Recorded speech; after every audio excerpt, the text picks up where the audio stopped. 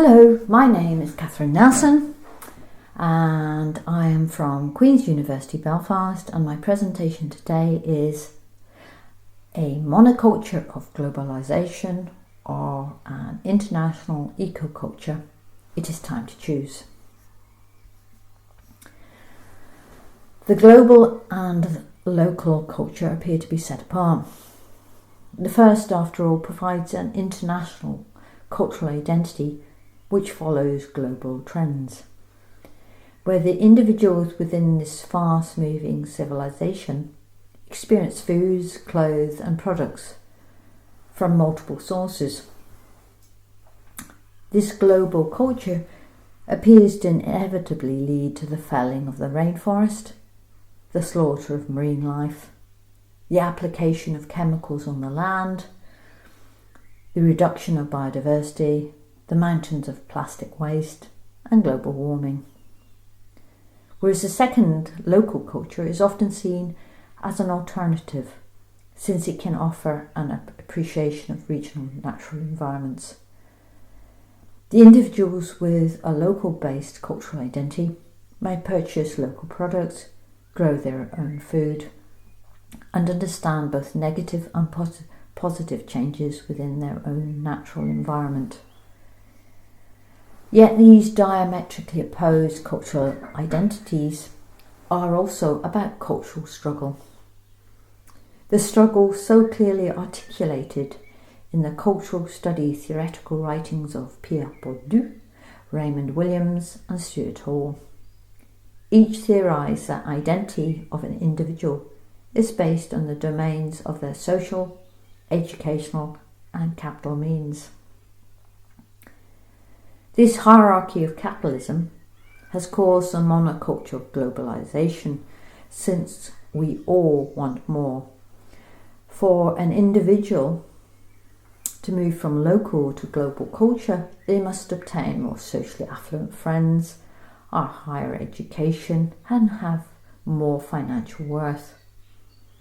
This movement away from a local appreciation to a global desire for privilege and power is understandable. We are, after all, social creatures with social bonds, wanting similar things to our social group. The inevitable outcome of belonging to this dominant societal group is cultural globalisation. So perhaps in many ways the answer to the question who and what does monoculture represent is simple. It is everyone that has sufficient capital to have an affluent life. Yet this is, of course, not the complete story. There are other villains in our monocultural globalisation. The preoccupation of most businesses is to make profit for the owner and profit for the shareholders. Global companies compete with each other to become the alpha organisation. These businesses straddle the globe. Each can be identified through their branding. Their logo, or sometimes just a colour or shape, can impact on the psyche of an individual to provide them familiarity of the products. They are the must-have brands. They provide culturally desirable products. They can play a part in food supply, the travel industry, clothing manufacture, the financial sector, infrastructure development, entertainment and or media industries. Their goal is to make profit.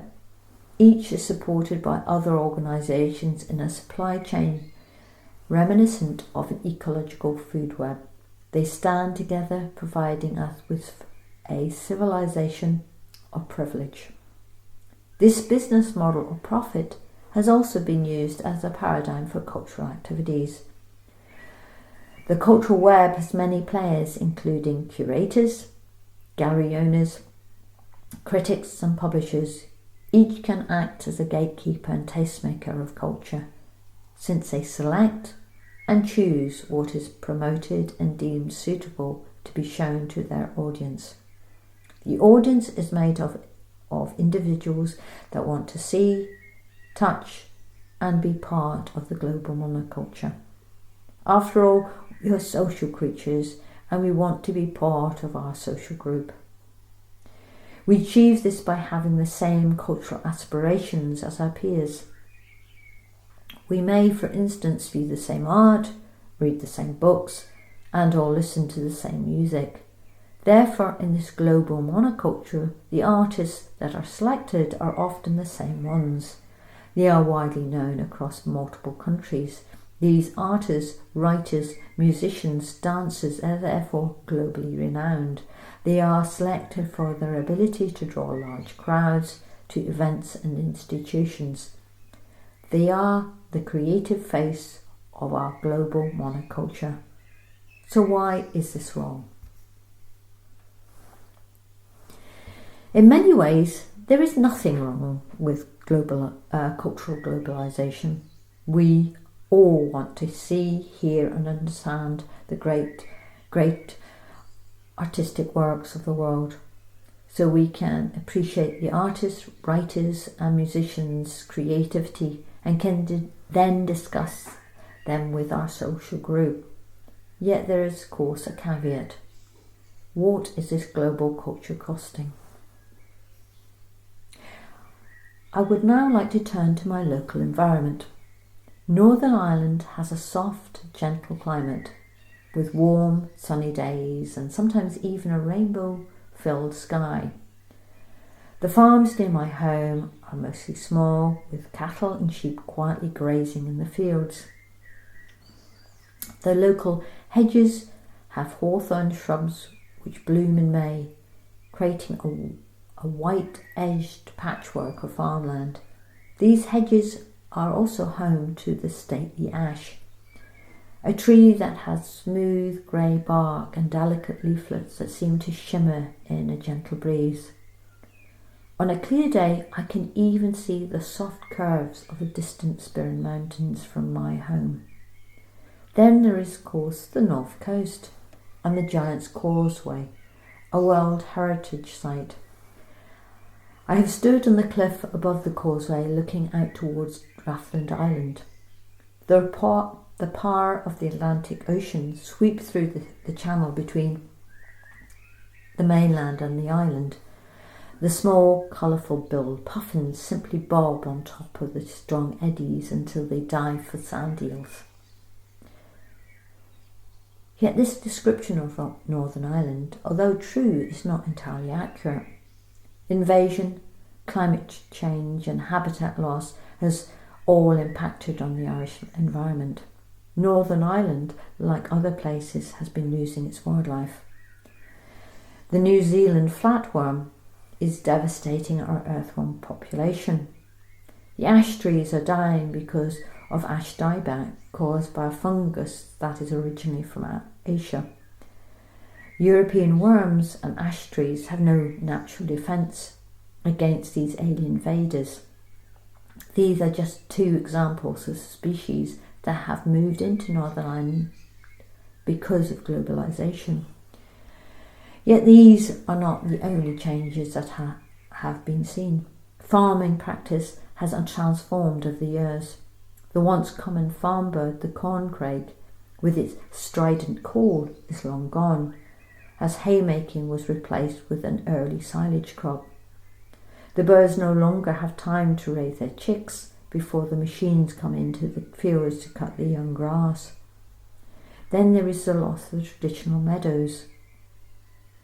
Delicate pink heads of milkmaids, the dancing buds of the corn crockle, and the bright flowers of the poppies are all long gone.